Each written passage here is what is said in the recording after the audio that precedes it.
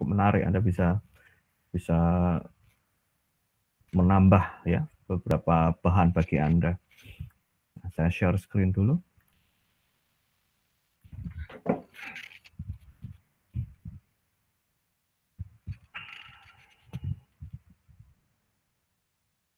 Ya. Di depan Anda ini sudah ada sebuah foto begitu, sebuah foto ketika para wanita-wanita ini mereka harus mengambil air, ya mencari air di suatu tempat. Ya kita bisa melihat tidak mudah gitu loh mereka mendapatkan air. Ya, ini berbeda dengan misalkan Anda yang tinggal di kota begitu, kalau ingin mengambil air ya tinggal dibuka saja di keran, maka air sudah mengalir. Yang tidak ada PDAM tetapi ada sumur begitu yang kalau Anda butuh air tinggal pompa airnya atau menimba maka bisa dengan mudah, sementara ini tidak bisa.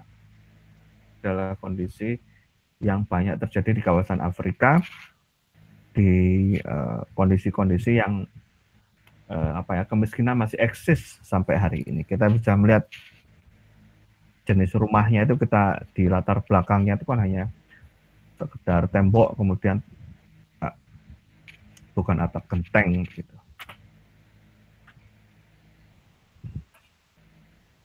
Nah, foto ini juga merupakan gambaran kemiskinan lokasinya di Sudan. Ya, foto ini 93, si fotografernya Kevin Carter ini dia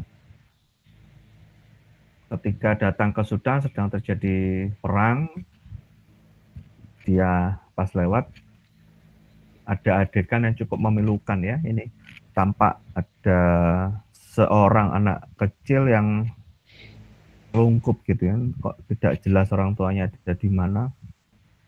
Kemudian yang cukup membuat pilu itu di belakangnya ada burung pemakan bangkai gitu. Ini kan seolah-olah tunggu si anak ini meninggal. Foto ini sempat heboh ketika dimuat di New York Times tahun 93. Fotografernya Kevin Carter ini bisa menolong karena waktu itu penjagaan cukup ketat. Nah, setelah foto ini dimuat justru mendapatkan banyak kalau bahasa sekarang dibully begitu. Kenapa kok tidak menolong anak ini? Kok hanya sedang motret kemudian berlalu. Nah, bantu si Kevin Carter pertanyaan-pertanyaan itu sehingga dia sempat, hanya gara-gara foto ini dia depresi sampai akhirnya dia harus suicide gitu. Jadi sebuah foto ini pilu bagi itu si anak kecil itu dan bagi fotografernya. Ini adalah gambaran bagaimana kondisi kemiskinan di Sudan, di kawasan Afrika. Nah, kemiskinan itu meskipun meskipun proses pembangunan telah dilakukan, ternyata masih eksis. Di foto ini di bagian bawah Anda bisa melihat bagaimana yang di bawah ini Anda bisa melihat rumah mewah, gedung tinggi. Sementara di pinggiran sungai ini masih banyak kawasan rumah kumuh, kawasan rumah yang tidak layak huni. Ini pun demikian. Kondisi yang sangat berbeda ini kalau dalam istilah ekonomi disebut sebagai dualisme. Ya, pertama kali dikemukakan oleh Nurse. Dia memotret dalam teorinya tersebut, dia memotret kondisi dualisme itu di Indonesia.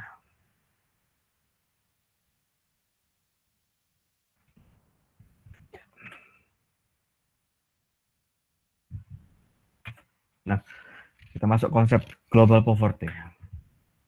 Ini fakta. Tahun 2018, 80%, 4 dari 5 ya, 80%. Ya, 4 dari 5 orang yang hidup di kawasan, jadi orang yang miskin tahun 2018 itu hidup di kawasan pedesaan. Ya, tahun 2018. Separuhnya itu anak-anak. Separuhnya anak-anak. Artinya apa? Artinya ada kekhawatiran bahwa kemiskinan itu diwariskan. Ya, sehingga kita bisa membuat sebuah hipotesis sebuah riset gitu. Apakah benar kemiskinan itu diwariskan? Apakah orang yang sekarang miskin itu dulu, dulu ayahnya miskin, kakeknya juga miskin? Nah, ini sebuah pertanyaan yang menarik. Ini bisa menjadi sebuah riset. Apakah betul orang yang sekarang miskin itu ayahnya miskin dan kakeknya juga miskin sehingga kemiskinannya diturunkan? 70% ya dari global poor, jadi untuk yang berusia 15 tahun ke atas itu tidak memiliki akses pada pendidikan. Kalau di Indonesia mungkin ini sudah tidak terjadi ya kalau di Indonesia, tetapi di kawasan-kawasan belahan dunia yang lain itu masih eksis. Tahun 2018 loh, itu baru sekitar 3 tahun yang lalu. Artinya baru-baru saja ini terjadi. Ya, di kawasan Afrika dan sebagainya, kawasan-kawasan negara miskin itu 70% yang penduduk miskin usia 15 tahun ke atas itu tidak memiliki akses pendidikan. Ya, maka bersyukurlah hari ini Anda sekarang bisa mengenyam sampai dengan bangku pendidikan tinggi. Hampir dari separuh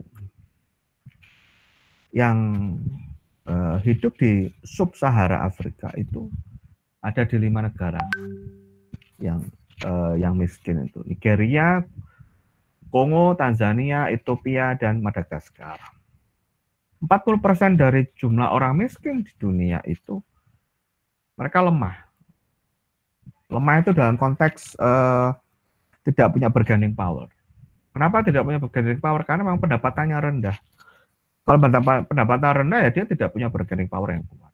Nah, kemudian mereka masuk dalam kondisi konflik, ya, kekerasan, ya, dan diperkirakan akan meningkat menjadi 67% pada 10 tahun yang akan datang. Jadi perkiraannya itu 10 tahun yang akan datang itu tahun 2020 jumlah orang miskinnya bertambah. 22 jutanya itu di kawasan yang banjir. Nah, kalau di Jakarta itu sendiri kan kita sudah bisa lihat ya, permukaan air laut naik, sementara Jakarta itu dari waktu ke waktu permukaan tanahnya dia turun ya, sehingga dan ibu kota itu sudah muncul karena kondisi daya dukung alam di Jakarta itu sudah masuk ke resiko masa mendatang. Berikutnya nyubur. Jadi Bank Dunia ini bahwa ke depan yang disebut orang miskin itu kan mulai bergeser ke kota. Kalau awalnya tahun 2018 itu masih di desa, bergeser ke kota. Contohnya begini, kalau kita coba lihat di kawasan pedesaan, ya, ada yang istilah disebut sebagai cyclical unemployment. Cyclical unemployment itu adalah pengangguran siklus, cyclical. Dia menjadi pengangguran ketika di desa tidak ada pekerjaan. Dia menjadi pengangguran ketika kondisi laut tidak mendukung untuk melaut. Ya, nelayan itu kalau Anda tahu, mungkin Anda ada yang hidup di dekat pantai atau mungkin orang tua Anda ada yang nelayan. Dari Januari sampai Desember itu tidak semua bulan itu bisa melaut. Ada fase-fase ketika kondisi alam tidak bersahabat. Angin kencang, badai, gelombang tinggi, sehingga sangat beresiko untuk bisa laut. Tidak berani. Nelayan akhirnya hanya di pinggiran saja. Padahal yang kondisi real itu seperti di Pulau Jawa itu sudah muncul yang disebut sebagai overfishing. Ada kalau di ilmu kelautan ada membahas itu ya. Overfishing itu ketika jumlah ikan di sekitar Laut Jawa itu berkurang.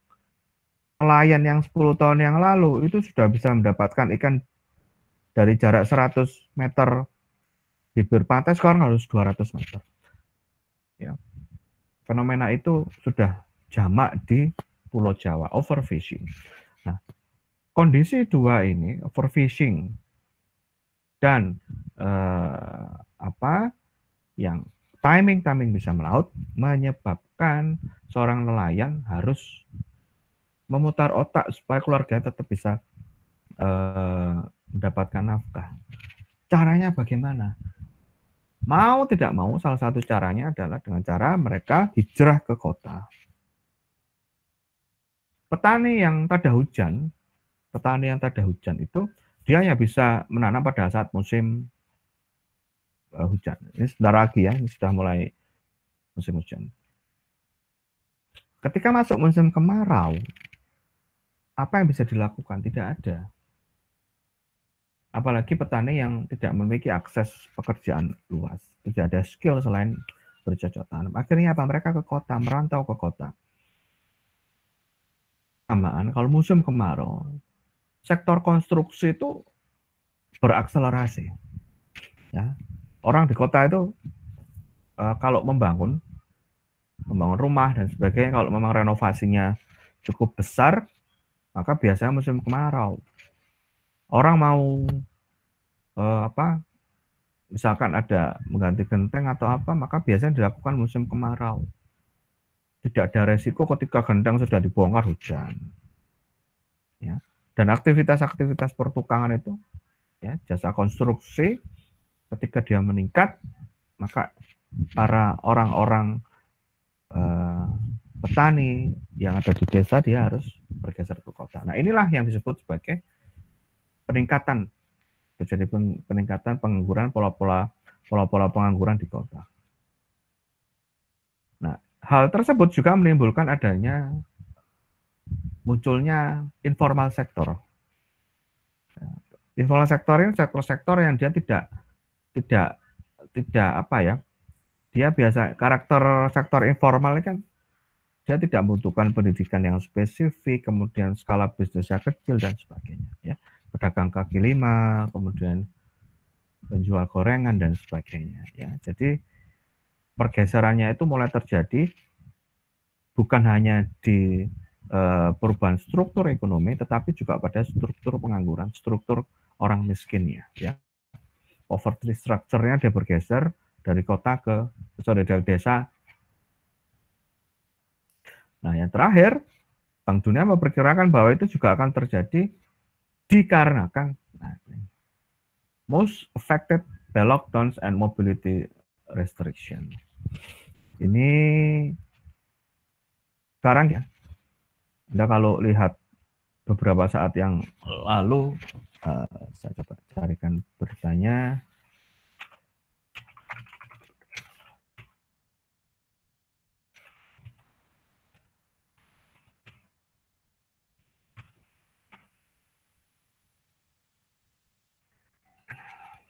Ya.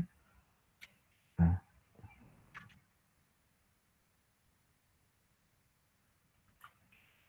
Ya, ini satu berita begitu yang baru saja terjadi.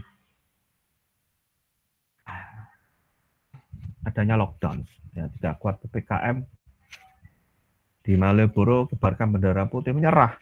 Karena memang ketika PPKM terjadi tidak ada geliat, itu akhirnya mereka tidak punya pendapatan. Ya, ini debatable.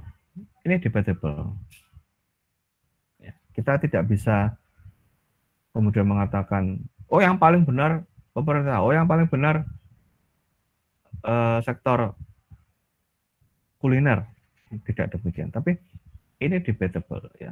kita bisa memandang dari sudut yang mana. Karena tentu tidak ketika dilakukan lockdown gitu atau PPKM ya tujuannya supaya apa? Mengurangi mobilitas. Yang PPKM kemarin pun diklaim oleh Pak Luhut itu mengurangi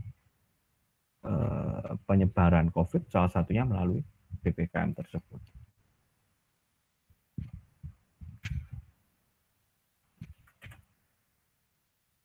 Nah, bagaimana cara mengukur kemiskinan versi Bank Dunia? Kita akan belajar versi Bank Dunia dan versi BPS.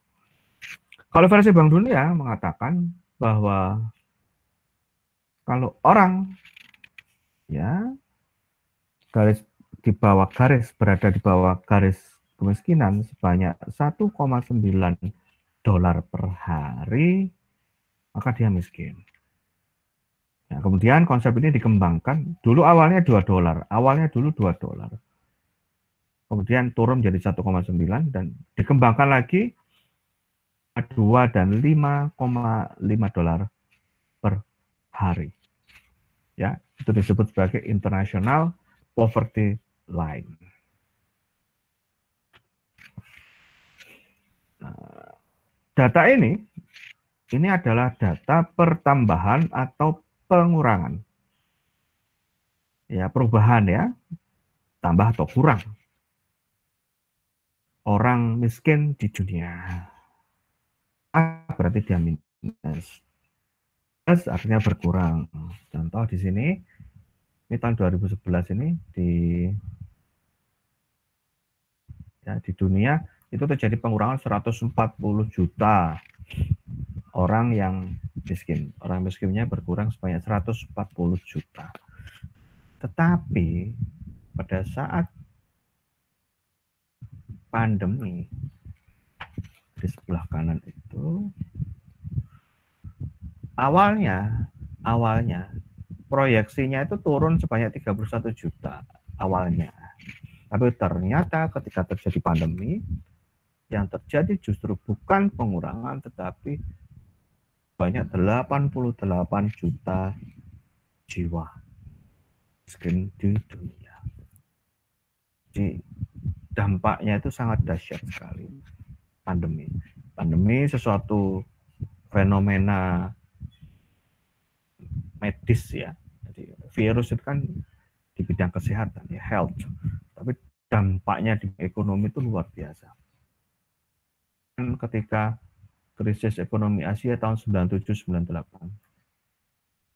Tahun 97-98 paling parah itu orang miskin di kawasan Asia itu bertambah 47. Sekarang bertambah 88 juta.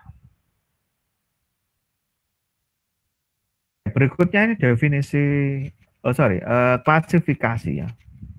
Jenis kemiskinan menurut Nurse. Nurse itu seorang ekonom yang membahas tentang dualisme. Yang terkenal itu dualisme. Dualisme itu dua kondisi yang berbeda berjalan beriringan seperti yang foto tadi. Di foto tadi itu terutama kalau misalnya di kota besar gitu Anda lihat di Jakarta, di beberapa tempat di Surabaya itu ada satu kawasan mewah begitu, kawasan rumah mewah, tapi di sebelahnya banyak orang miskin. Itu sudah jamak ya, sudah banyak terjadi di Indonesia. Nah, kembali ke sini, Nurse ini mendefinisikan kemiskinan absolut kalau seseorang itu tidak bisa mencukupi kebutuhannya. Dan orang ini berada di bawah garis kemiskinan. Ya, dia berada di bawah garis kemiskinan. Ini definisinya gampang. Siapa orang miskin? Lihat saja garis kemiskinan. Kalau dia di bawah ya berarti dia orang miskin. Berikutnya adalah kemiskinan relatif. Kemiskinan relatif ini dia dibandingkan dengan masyarakat sekitarnya. Bisa jadi orang ini tidak berada di bawah garis kemiskinan, tapi dia relatif lebih miskin dibandingkan warga sekitarnya.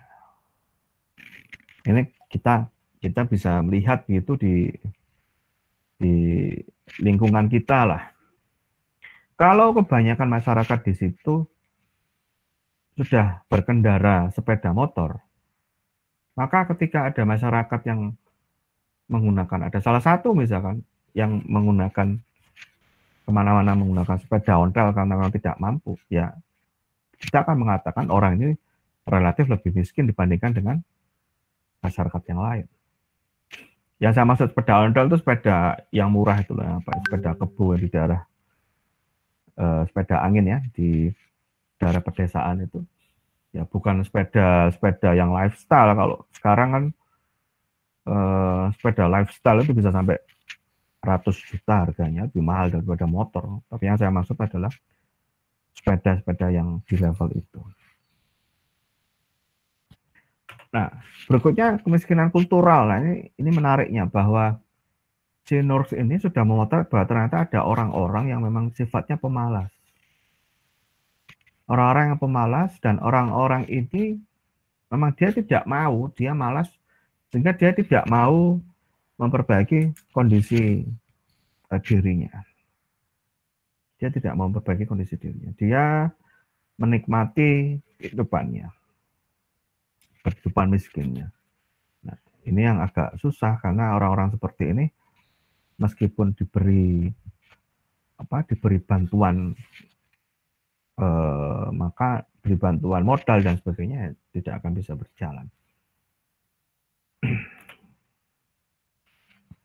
Berikutnya definisi kemiskinan menurut BPS. BPS ini melihat orang miskin itu karena dia tidak mampu memenuhi kebutuhan pangan dan non pangan, ya makanan dan non makanan. Sumber datanya dari mana? Dari Susenas. Nah, ini tolong Anda perhatikan. Survei, ada kata kunci survei. Apa itu survei? Survei adalah pendataan atau penggalian data collecting istilahnya, yang dilakukan dengan pendekatan sampel. Contoh, saya ingin mengetahui berapa banyak orang miskin dari satu kelurahan. Misal nih, penduduknya 1.000 orang, maka saya tidak perlu menanyakan ke semua orang. Saya cukup ambil beberapa sampel, ada rumusnya, nanti Anda di statistik, di ekonometri Anda akan belajar itu. Sampelnya dulu. Taruhlah, let's say 200 orang, maka akan cukup 200 orang, maka saya sudah tahu berapa jumlah orang miskinnya. Dengan metode tertentu tentunya. Sama seperti kalau Anda tahu quick count, ya, quick count, pilkada, pilpres. Quick count itu yang disurvei itu bukan semua didata. Kalau masih dalam satu pilkada, pilkada bupati, wali kota mungkin masih bisa. Tapi kalau kita pilkada gubernur, pilgub, pilpres itu tidak bisa semua data dilakukan. Itu bisa jebol itu lembaga pelaksana quick count. Tapi cukup beberapa sampel. Tetapi yang menarik adalah bagaimana memilih sampel. Nah, itu yang yang penting. Nah, singkat cerita, kalau kita lakukan survei, maka saya bisa mendapatkan data dengan lebih murah karena saya tidak perlu menanyakan ke semua orang. Tetapi kekurangannya, saya tidak tahu orang per orang. Nah, itu kalau nanti saya akan ceritakan di bawah. Ya, jadi itu adalah survei, berbeda dengan sensus. Lanjut, garis kemiskinan menurut BPS itu ada dua, garis kemiskinan makanan dan non makanan. GK ada GKM dan GKNM, non makanan. Untuk yang makanan ini adalah berapa pengeluaran. Nah, ini tolong hati-hati. Pengeluaran itu dalam sebuah teori bisa dikatakan sama dengan pendapatan. Tetapi pada konteks yang berbeda, pendapatan itu masih potensi pengeluaran. Jadi kita belum tahu nanti dia akan belanjakan itu kemana. apakah akan dibelanjakan ke makanan atau tidak. Orang yang berada di level bawah, orang yang miskin, ya masih ingat mungkin kuliah kita sebelumnya, mereka akan relatif proporsi pengeluarannya besar pada makanan. Semakin tinggi pendapatan, maka proporsi makanan akan semakin kecil. Berapa batasnya? BPS menggariskan sehari satu orang 2.100 kalori. 2.100. Kalau kita bagi menjadi 3, maka ada 700 kilokalori. Ya, sebagai gambaran, nasi itu mungkin 200 sampai 300 kilokalori. Ya. Ayam goreng itu bisa sampai 200-250 kilokalori dan seterusnya. Belum lagi kalau minum di warung, es teh, itu kan sudah berapa kilokalori. Nah, jadi dijumlahkan seperti itu. Itu meliputi 52 jenis komoditis. Nah, sedangkan yang non makanan GKNM itu meliputi perumahan, sandang, pendidikan dan kesehatan. Apa saja, macam-macam. Ya, perumahan itu seandainya rumah atau renov rumah, kalau sandang itu ya beli pakaian, pendidikan ini kuota internet yang dikeluarkan oleh ayah ibu Anda itu masuk ke pendidikan. Membayar BPJS atau mungkin berobat atau mungkin pas isoman kemudian ada membeli kebutuhan yang tidak di-cover, tidak cover BPJS dan sebagainya. Ya. Nah, ini garis kemiskinannya. Di kota garis kemiskinan tinggi daripada di desa. Ya, harga-harga di kota memang relatif lebih tinggi daripada di desa. Oke, berikutnya kita lihat konsep-konsep dari data kemiskinan yang dikeluarkan oleh BPS. Ada P0, P1, dan P2. Ya, jadi ini informasi yang penting bagi Anda yang menulis masalah kemiskinan. P0 itu adalah persentase penduduk yang berada di bawah garis kemiskinan. Persentasenya berada di bawah garis kemiskinan. Rumusnya seperti ini. Ya. Nah, ini datanya. Tahun 2020, jadi tahun kemarin ini ya, masih setahun yang lalu. Ternyata 41,76 penduduk di DIY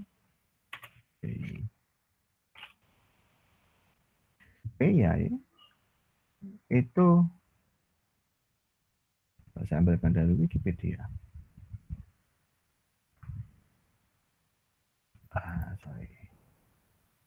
Ya, 41,76% penduduk di DIY itu berada di bawah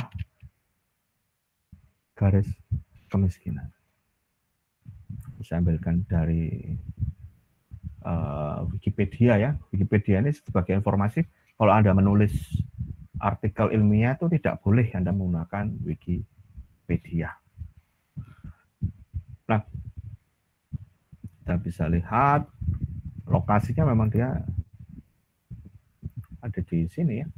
Jadi di Papua gitu. Dia berada di tengah-tengah ya. Nah, ini jumlah penduduk miskinnya cukup besar.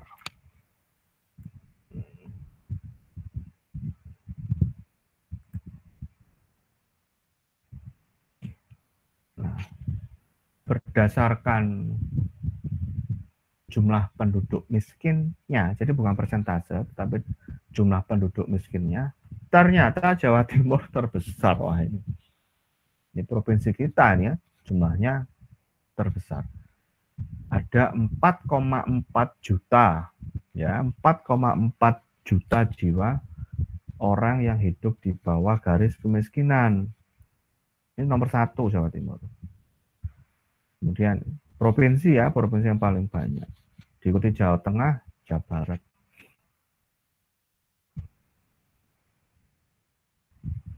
Menarik untuk menjadi sebuah riset ya, bahwa ini Anda bisa lihat 3 terbanyak itu di Jawa semua. Ya, Jawa Timur, Jawa Tengah, Jawa Barat. Padahal kita tahu tanah di Jawa Timur itu cukup subur, ya. Cukup subur.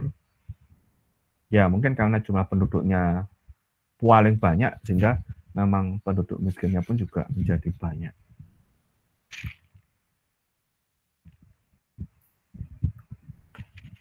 Nah, kita lanjutkan. Di sini ternyata, wah ini Papua semua ini. Wah, persentase penduduk miskin terbesar di Indonesia itu didominasi Papua. Ya, persentase. Bagaimana kalau yang paling sedikit?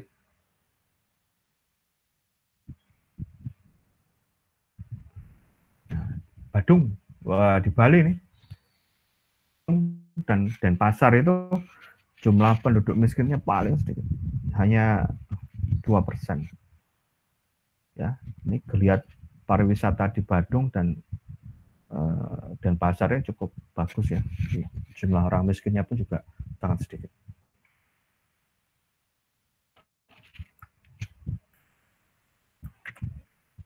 Nah, ini data tadi. Nah, berikutnya adalah P1. Apa itu P1? P1 adalah kesenjangan, ya, gap antara penduduk miskin itu. Jadi kalau ada garis kemiskinan terus banyak penduduk yang miskin itu di rata-rata berapa sih pengeluaran mereka rata-ratanya, kemudian diukur dengan berapa perbedaannya dengan garis kemiskinan. Ini rumusnya. Ya. P1. Semakin kecil semakin bagus. Ya, semakin kecil semakin bagus.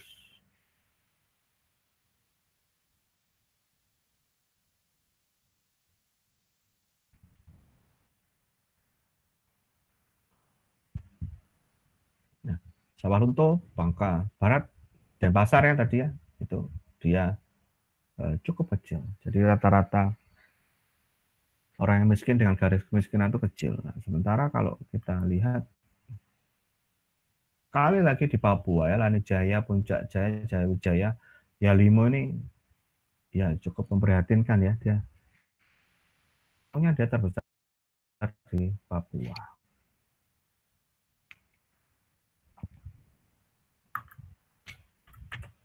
Berikutnya P2. P2 ini kita melihat ketimpangan pengeluaran.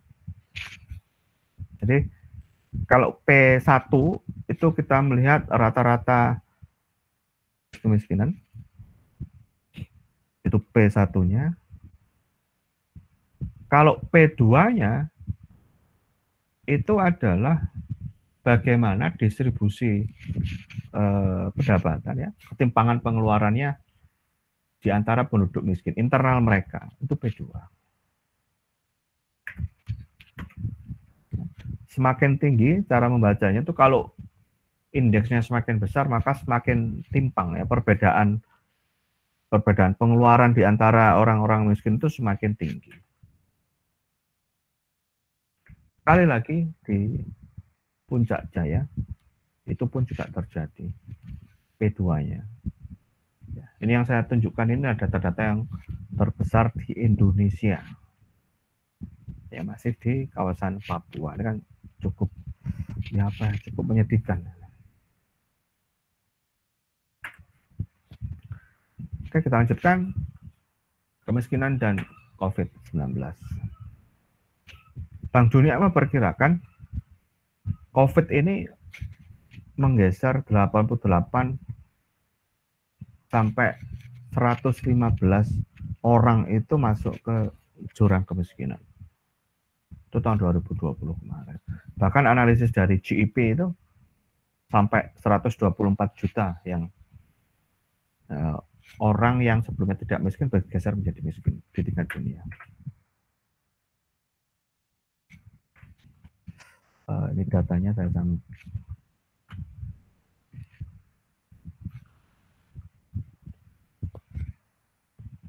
Nah, ini datanya ini di tingkat dunia.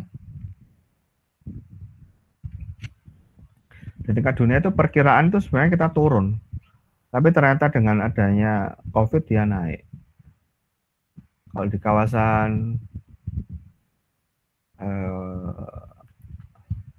Asia Timur dan Pasifik dia agak lebih kecil. Perubahannya ini dia tidak terlalu besar. Nah, yang besar terjadi di Amerika Latin ya, itu jauh sekali, cukup lebar. Pun demikian di Afrika. Kalau Afrika itu memang perkiraan awal, Bank Dunia memperkirakan memang terjadi pertambahan jumlah penduduk miskin di Afrika. Tetapi dengan adanya COVID itu dia semakin besar.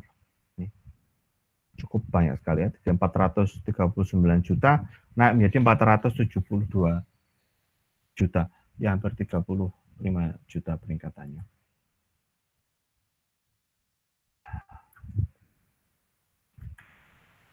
Nah, ini adalah sebuah aplikasi bagus dan perlu diapresiasi. Ini di kota Surabaya. BPS mengeluarkan data kemiskinan, maka BPS menggunakan Susenas, survei yang tadi saya bilang. Tetapi keterbatasan survei itu karena dia adalah representasi, sampel adalah representasi dari populasi, maka ketika ditanya siapa sih orang miskin itu tidak bisa. Ya, pernah ada salah satu, saya sempat diskusi dengan Bapeda salah satu kota itu, ceritanya di kabupaten tersebut tingkat kemiskinannya naik. Nah, tingkat kemiskinan, pengangguran, pertumbuhan ekonomi itu tiga indikator utama bagi kepala daerah, bagi bupati. Kalau sampai pengangguran naik, kemiskinan naik, pertumbuhan ekonomi turun, wah itu alamat bisa sama legislatif. Nah, ketika kemiskinan naik, dia memanggil, oke, saya mau, nih bupatinya, oke, kita akan lakukan kebijakan untuk membantu para warga miskin. Pertanyaannya, siapa yang miskin? Nah, ternyata itu tidak bisa dijawab oleh Susenas. Susenas itu hanya sampel, bukan semua. Sehingga kalau kita mau menyalurkan bantuan itu kepada siapa?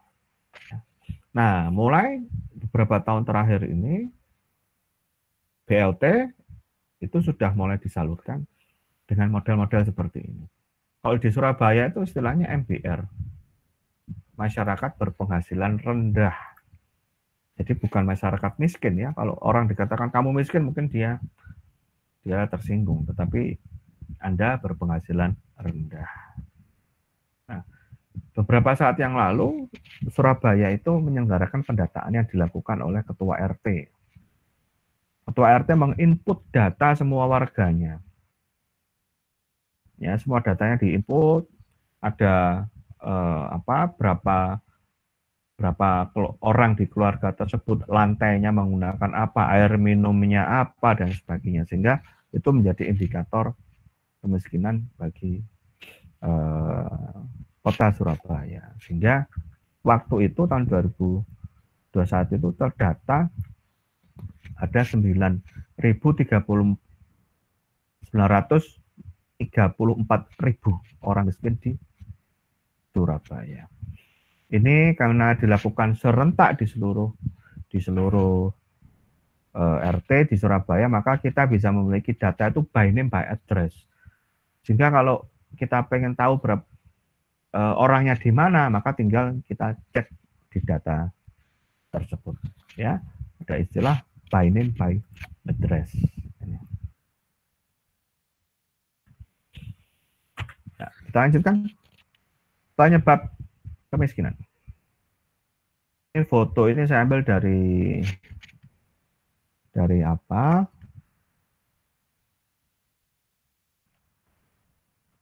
Ya, ini dari akun Flickr. Bank Dunia itu memiliki sebuah album foto kemiskinan di dunia. Ya. Ini anak-anak bahkan harus membantu orang tua mencari air. Di mana? Di India.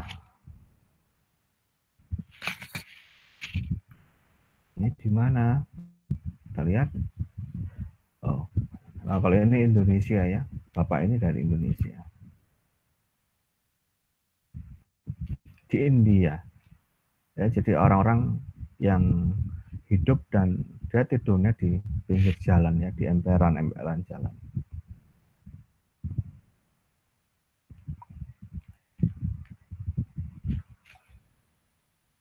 Guatemala.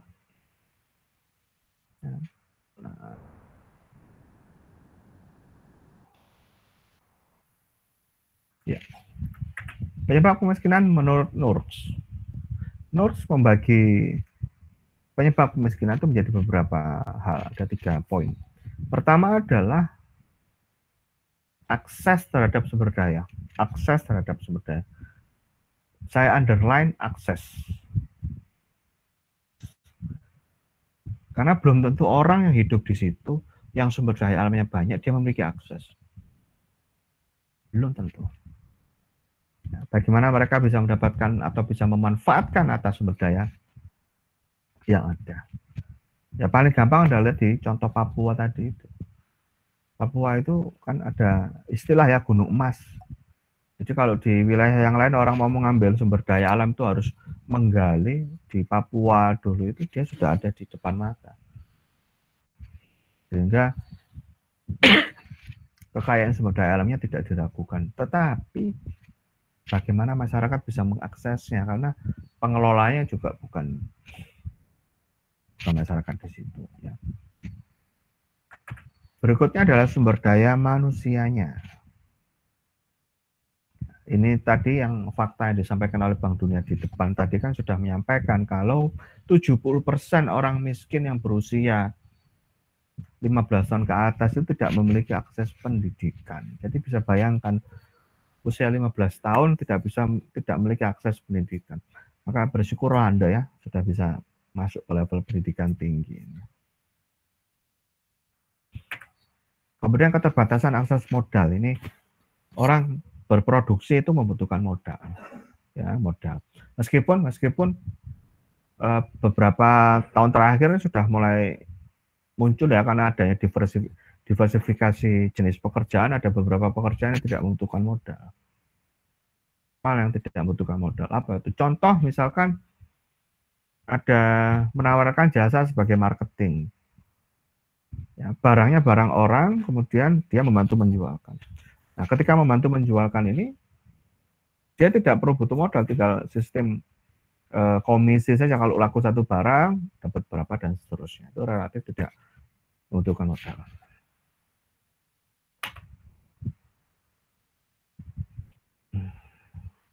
Nah, 3 poin ini, nah, ini bisa masuk dalam 3 poin ini berinteraksi pada sebuah lingkaran setan kemiskinan.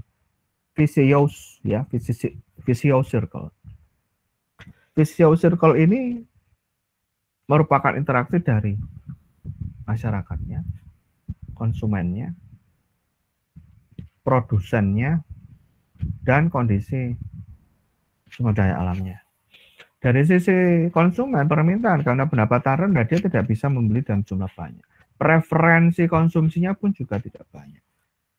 Sedangkan dari sisi produsen, karena pendapatan yang diperoleh dari hasil penjualan tidak banyak, maka produksinya pun juga tidak banyak. Cash flow-nya tidak banyak.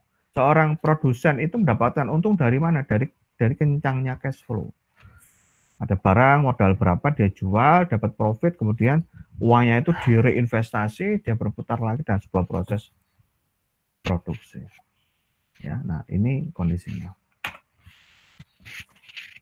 Berikutnya ketimpangan pendapatan, ya, income inequality. Nah, masih ingat yang file pernah saya share ya di awal-awal kuliah itu gambaran tentang distribusi pendapatan. Saya waktu itu contohnya hanya 5 orang, sekarang ini contohnya ada 20 orang, tapi caranya sama. Ini adalah pendapatan 20 orang yang sudah diurutkan mulai atas sampai yang paling kaya. Ya, totalnya di sini ada 100, let's say lah $100 begitu. Orang yang paling kaya pendapatannya let's say $15, orang yang paling miskin pendapatannya let's say $0,8 yang sudah diurutkan. Nah, dari data-data ini itu kita bisa membagi. Contoh kuintil ini kita bagi 5 ya, kita bagi 5. Kita bisa melihat di sini 4 orang pertama itu kan 20% ya. 4 dari 20 itu kan 20%. 4 orang pertama kita jumlahkan pendapatannya, 4 orang kedua kita jumlahkan pendapatannya, 4 orang ketiga kita jumlahkan pendapatannya, ketemu angka, kita hitung itu berapa persen dari total ya. Sehingga kalau kita lihat grafiknya di sini, ini adalah pendapatan, persentase pendapatan, ini persentase penduduk. Ya. Cara membaca begini. 20% pendapatan diterima oleh 20% orang, itu ada di sini. Titik ini adalah 40% pendapatan diterima oleh 40% penduduk. Artinya pas. Ya, ini pun juga pas. 60% pendapatan diterima oleh 60% penduduk. Tepat sempurna. Ini adalah garis distribusi pendapatan yang merata. Garis kan kumpulan titik ya. Ini adalah garis distribusi pendapatan yang merata. Ya, jadi tepat sempurna. Jadi di dunia nyata ini terjadi hanya dalam konteks karena tidak ada negara yang seperti itu. Nah, kenyataan di lapangan bagaimana? Kenyataan di lapangan bisa jadi 20% pendapatan diterima oleh 40% orang dari titik ini. Atau mungkin di titik B ini, kalau saya tarik misalkan 30% pendapatan, itu diterima oleh 60% orang. Ya, jadi jumlahnya tidak seimbang. Ya. Sehingga pada posisi kehidupan nyata berada di garis ini. Ini adalah kurva Lorenz. Ya, ini adalah kurva Lorenz. Kurva yang menunjukkan bagaimana distribusi pendapatannya. Variasinya. Pertama, ada negara yang jarak, ya, gap atau selisih ini titik terendahnya dengan garis pemerataan itu selisihnya sedikit.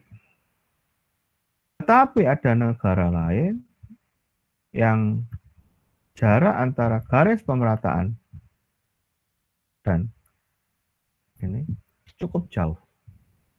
Artinya negara B itu lebih tidak merata dibandingkan dengan negara A. Jadi ini masih lebih bagus dibandingkan dengan negara Kenapa? Karena distribusinya semakin tidak merata. Semakin tidak merata itu maksudnya adalah semakin banyak orang yang menerima sedikit pendapatan. Ya, semakin banyak orang yang menerima sedikit pendapatan. Nah, berikutnya koefisien Gini.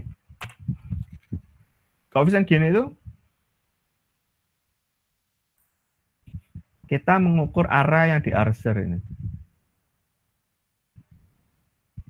Semakin luas area yang di-arsir, maka semakin tidak merata. Kan konsepnya sama seperti kurva Laurent yang secara visual. Nah, jadi kurva Laurent ini adalah penemu logikanya, teorinya, sedangkan koefisien Gini itu yang menghitung luasannya. Ya, jadi kalau ada koefisien Gini atau Gini rasio itu sama.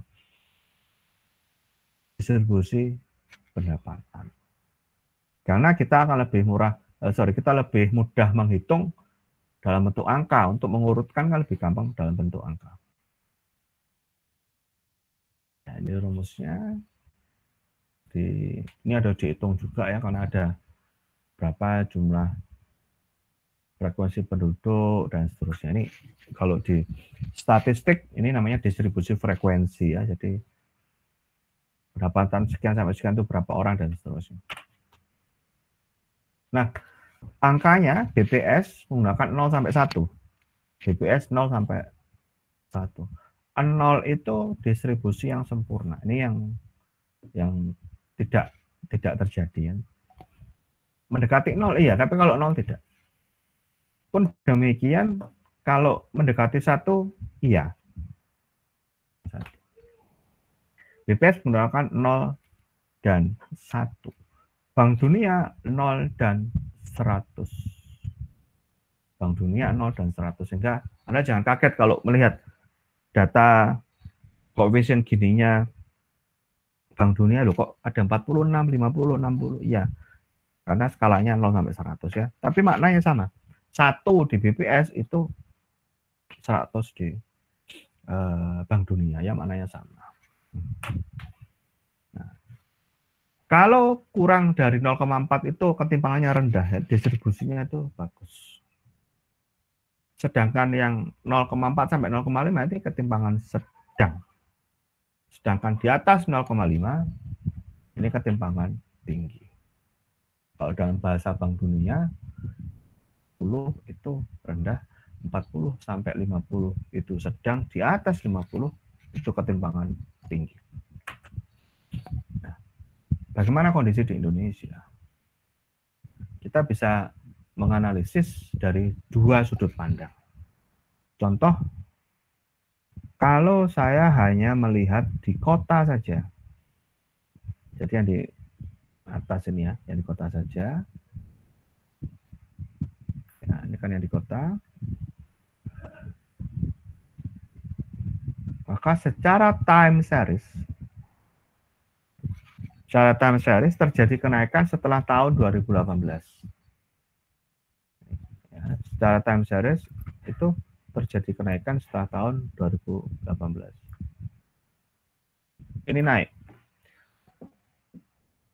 Tahun 2020 ya, 2020 itu kan COVID itu. Dia menaikkan dari 0,393 naik 0,399. Di kota saja. Sementara di desa polanya pun sama. Kita lihat. Secara time series di desa pun juga sama, juga naik, tetapi kenaikannya tidak sedahsyat di kota. Di kota turunnya itu 0,06. 0,06. Di desa 0,02. Jadi keterburukan distribusi pendapatan di desa itu tidak separah di kota, karena hanya 0,02 di kota, 0,06.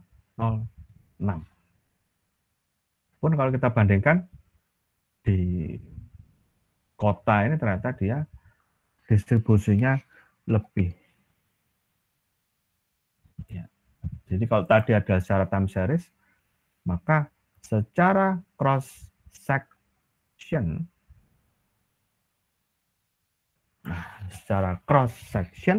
kita compare desa dan kota, ternyata di kota lebih timpang dibandingkan di desa. Kenapa seperti itu? Salah satu penyebabnya adalah di kota diversifikasi pekerjaan sudah banyak. Orang yang berpenghasilan gaji 30-40 juta per bulan itu sudah banyak ya kalau di kota. Di Jakarta itu sudah banyak yang penghasilannya itu sudah 30, 40, 50 juta per bulan. Kalau di desa mungkin ya tidak setinggi itu, karena tidak setinggi itu pun akhirnya gap-nya, jurang pendapatannya pun juga tidak sangat tinggi. Ya, oke. Materi kita, silakan kalau ada pertanyaan.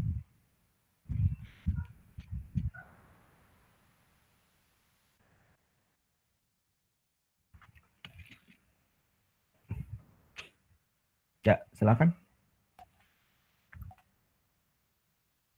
Sudah jelas semua kah? Ini Anda yang meneliti tentang kemiskinan ya, Anda bisa tambahkan beberapa poin dari situ. Silakan.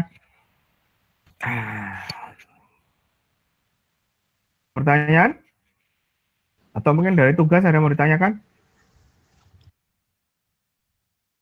Lagi pengumpulan ya, jadi tolong yang apa ya segera dikerjakan, segera diselesaikan ya, kan poin-poinnya sudah saya jelaskan sebelumnya ya.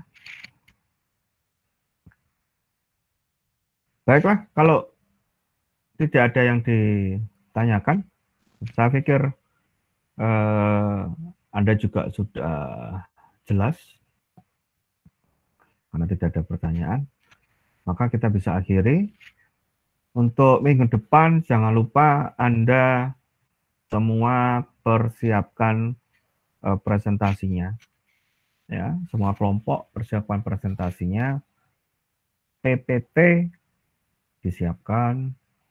Kemudian nanti teknisnya jangan lupa sebelum perkuliahan para ketua kelompok ya, nanti yang ketua kelompok yang presentasi bisa mencoba koneksi, karena kan kadang lah mungkin koneksi tidak bagus ya. Saya pun juga kadang mengalami seperti itu. Ya namanya juga koneksi. Kalau memang ada ketua kelompok yang tidak bisa ya tolong anggotanya bisa langsung menggantikan. Atau mungkin anggotanya siapa yang presentasi, yang bagian slide, sorotnya, asisten sorot, kemudian ketuanya dan anggota yang lain yang presentasi. Ya, tolong Anda siapkan supaya minggu depan kita bisa berdiskusi dengan lancar. Ya, baik. Kalau demikian kita bisa akhiri dengan mengucapkan alhamdulillah. Semoga ilmu yang kita pelajari hari ini bisa menjadi berkah bagi kita semua. Ya, terima kasih. Wassalamualaikum warahmatullahi wabarakatuh. Waalaikumsalam warahmatullahi wabarakatuh.